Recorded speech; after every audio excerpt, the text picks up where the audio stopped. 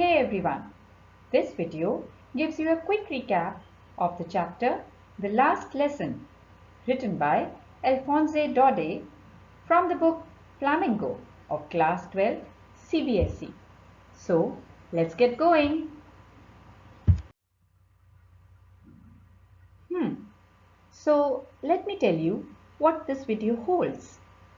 We will start by knowing a few things about the author. I will give you a quick story capsule. We will delve into the theme of the story which the author wants us to ponder upon. Let us find the significance of the title.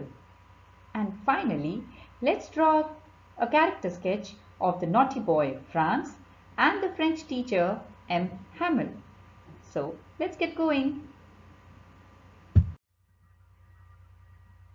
Alphonse Daudet was born on 13th May 1840. He was a French short story writer and novelist. He is remembered chiefly as the author of sentimental tales of provincial life in the south of France. All his life, he recorded his observations of other people in little notebooks which he used as a reservoir of inspiration.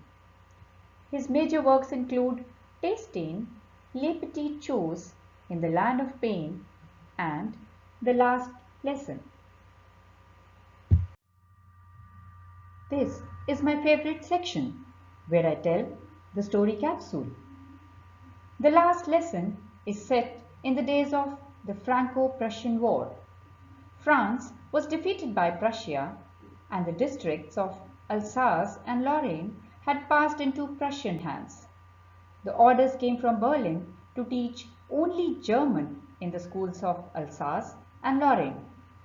The story is told through the eyes of a young boy, Franz.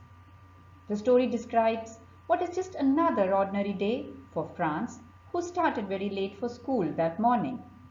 In fact, he was reluctant to go to school as he had not prepared his French lesson on participles, and his teacher, M. Hamel, was going to conduct an oral test on the topic in the class. Initially, he thought of spending the bright warm day outdoors, enjoying the chirping of birds and drilling of Prussian soldiers at the back of the sawmill. But finally, he decided to go to school. When Franz arrived at the school, he found a strange quietness there. He found that his classmates were already seated in their places, and the teacher had started teaching. The back benches were occupied by the village elders, who were grim and solemn. To his surprise, M. Hamel was in his formal dress that he used to wear only on the inspection or prize distribution days. Franz found M. Hamel to be kinder than usual. He didn't scold Franz for being late and allowed him to take his seat. And then Franz got the news that it was their last lesson in French, and the new German teacher would take charge on the following day. He was full of regret for not learning his mother tongue and felt a sudden love for French. He even started liking M. Hamel and forgot all about his ruler and crankiness. M. Hamel introspected that the only trouble with people of Alsace was of putting off learning till the next day. He blamed parents for sending their children to earn money rather than to school. He also blamed himself for sending students to water his plants or for giving them a holiday when he wanted to go fishing. He then talked of the French language, calling it the most beautiful language in the world. He told the class to keep their language close to their hearts, to feel free and happy. As long as the enslaved people held fast to their language, they had the key to their prison. Their language could liberate them forever. As the church clock struck 12, M. Hamel, with a choked throat, wrote on the blackboard, "Vive la France!" that is, "Long live France," and dismissed the class. Let us justify the title now. The title, The Last Lesson, is significant and conveys the central theme of the story. The title highlights the fact that sometimes even the most precious things in our lives are taken for granted by us. The people of Alsace never gave much thought or importance to their mother tongue. They did not insist that their children should give it any attention. They always thought there was plenty of time to learn it. They preferred their children to work and earn rather than learn. They received a severe jolt when orders came from Berlin to ban French and make German compulsory. This brutal order from Prussians made them realize the importance of their mother tongue. So they came in full force to attend M. Hammel's last lesson. Thus, the title, The Last Lesson, reveals the theme of the story and is fully justified. Let us now analyze the character of little Franz. Franz was a typical schoolboy. He was carefree and hated to go to school. He was afraid of his French teacher M. Hammel's iron ruler. He was more interested in spending his time outside the school.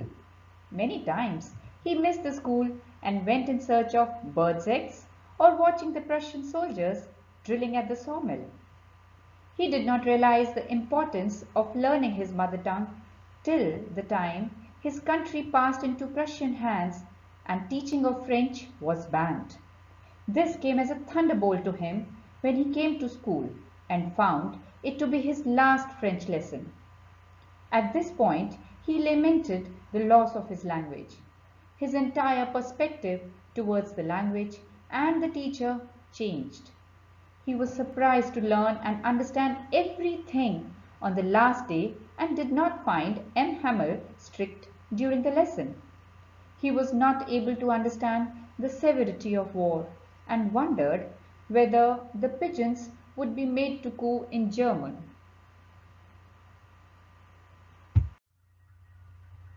Another important character in this story is M. Hamel.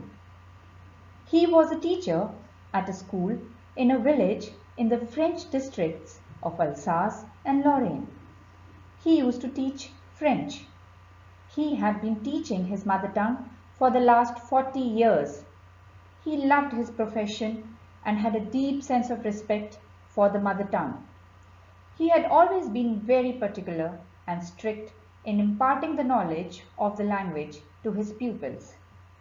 The news that French would no more be taught in the schools of Alsace and Lorraine and that this was going to be his last lesson completely shattered a calm and composed M. Hamel. He was tormented by the fact that people had become indifferent to learning French and appealed to them to keep their language alive. M. Hamel was a patriot in the real sense.